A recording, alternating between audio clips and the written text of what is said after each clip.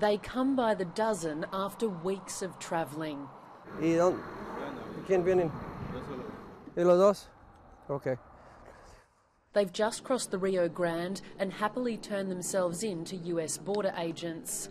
Donald Trump has accused Mexico of sending across criminals and rapists, but this group is mostly women and children.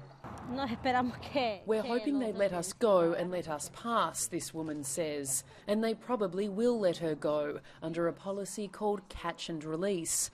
But in Donald Trump's America, that could change.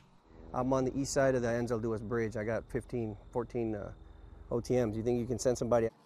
OTM is Border Patrol lingo for other than Mexican. Most likely they'll all be released into the country, pending a detention hearing or an asylum hearing, depending on what they claim. For Border Agent Chris Cabrera, it's an infuriating policy because it encourages migrants to make the dangerous journey. It's just sad that you see these little tiny footprints, you know, because you know that it's little ones having to make this journey. In the days since the election, Chris Cabrera says the number of people crossing the southwest border has surged. You know, we've had some pretty good groups the last few nights, groups of 40 and 50 at a time, back to back, so we're starting to fill up our stations real quick. The Rio Grande Valley is the busiest crossing point for people coming from Mexico to the United States, and you can see why. I'm standing here in the United States, and just over there is Mexico. The only thing in between is about 100 metres of water, and people will do whatever it takes to get across.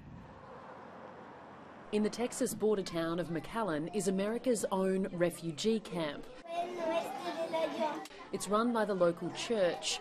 Migrants come here after they've been processed by immigration.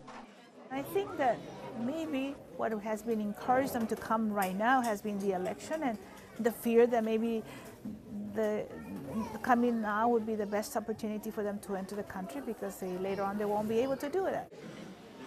Ana Mercedes Mineros from El Salvador arrived in the US yesterday with her 5-year-old daughter, Adriana. She lost her husband and son while fleeing immigration agents in Mexico. She's fearful of what a Donald Trump presidency means for people like her. He's a hard man, and the situation's just got very hard for us, just so he can complete his desire to do whatever he wants. I don't know why. But for Border Patrol agents, Donald Trump's victory is a welcome relief. Our tiny area is accounting for about half of the apprehensions nationwide. So that's quite alarming from my point of view. Time spent processing asylum seekers, they say, is time lost catching drug smugglers and criminals. Mr. Trump has promised to build a wall, end catch and release, and deport millions of illegal migrants. And we're confident that he will listen, that President-elect Trump will listen to what we have to say. So far, he has made good on what he's told us. These migrants are beginning the next part of their journey, venturing further north into the United States.